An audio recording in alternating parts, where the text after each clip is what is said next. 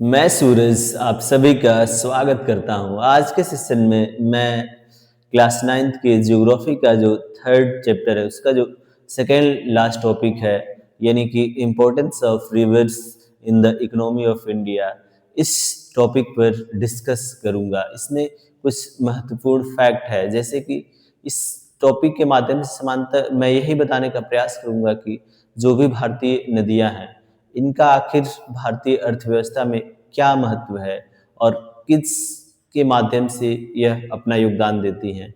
तो इसके लिए कई टॉपिक्स हैं, जैसे कि नेविगेशन नेविगेशन के माध्यम से भी यह योगदान देती है। दूसरा टॉपिक है इरिगेशन। तीसरा टॉपिक है हाइड्रो इलेक्ट्रिसिटी प्रोडक्शन। उसके बाद से लास्ट टॉपिक है सेटेलाइट्स। तो इन सभी टॉपिक्स पर आज के सेशन में चर्चा करूंगा। तो सबसे पहले बात करते हैं इरिगेशन। इरिगेशन की बात की जाए तो भारत में जो इरिगेशन है वो कहीं ना कहीं नदियों के माध्यम से ही होता है।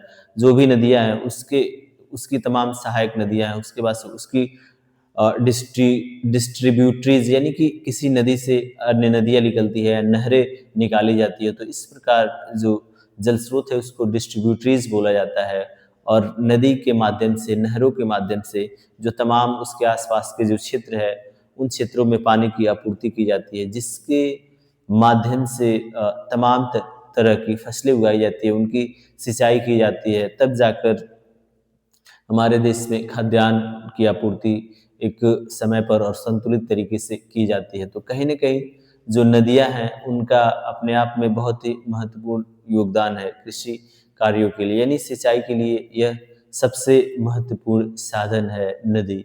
अब इसका दूसरा महत्व है नेविगेशन। नेविगेशन की बात की जाए तो वैसे तो समानतः भारत में इसके बारे में कम ही मतलब लोगों को पता है, लेकिन जैसे कि गंगा नदी, उसके बाद से ब्रह्मपुत्रा नदी, हुगली नदी, ये ऐसी नदियां हैं इनके माध्यम से नेविगेशन यानी कि या तो जो लोग हैं वो यात्रा करते हैं इन नदियों के नाव के माध्यम से या इन नदियों के माध्यम से। उसके बाद से इन नदियों के माध्यम से तमाम तरीके के जो गुड्स यानी सामान है एक शहर से दूसरे शहर पहुंचाया जाता है, क्योंकि नेविगेशन के माध्यम से अगर कोई भी चीज एक जगह से दूसरी जगह पहुंचाई जाती है तो उसका जो खर्च होता है वो सामान्यतः कम होता है दूसरे साधनों की अपेक्षा। उसके बाद से तीसरी चीज है hydro electricity production. Hydro electricity production की बात की जाए तो इसमें भी नदी का महत्वपूर्ण रोल होता है। जैसे कि कोई भी नदी है, जब तक उस पर डैम बनाकर उसके बाद से टरबाइन का यूज करके बिजली उत्पादन किया जाता है। तो नदी के बगैर ऐसा संभव नहीं है। तो भारत में अगर बात की जाए तो नदियों के माध्यम से जो विद्युत उत्पादन होता है वह 22% है, मगर हाल के सालों में जो बारिश है उसकी कमी के कारण यह प्रतिशत घटकर 12 या 14% हो गया है। तो कहीं न कहीं जो विद्युत उत्पादन है वो नदियों के माध्यम से उस पर डैम बनाकर किया जाता है, इसलिए भी यह बहुत ही महत्वपूर्ण है। अगर बिजली की बात करें तो सामान्यतः यह ऐसा नहीं है कि सिर्फ नदियों के माध्यम से होता है। उसका सबसे बड़ा अगर भाग अगर या सबसे ज़्यादा जो बिजली बिजली उत्पादन होता है वो कोयले के माध्यम से होता है। लगभग 68% जो बिजली का उत्पादन होता है वह कोयले के माध्यम से होता है।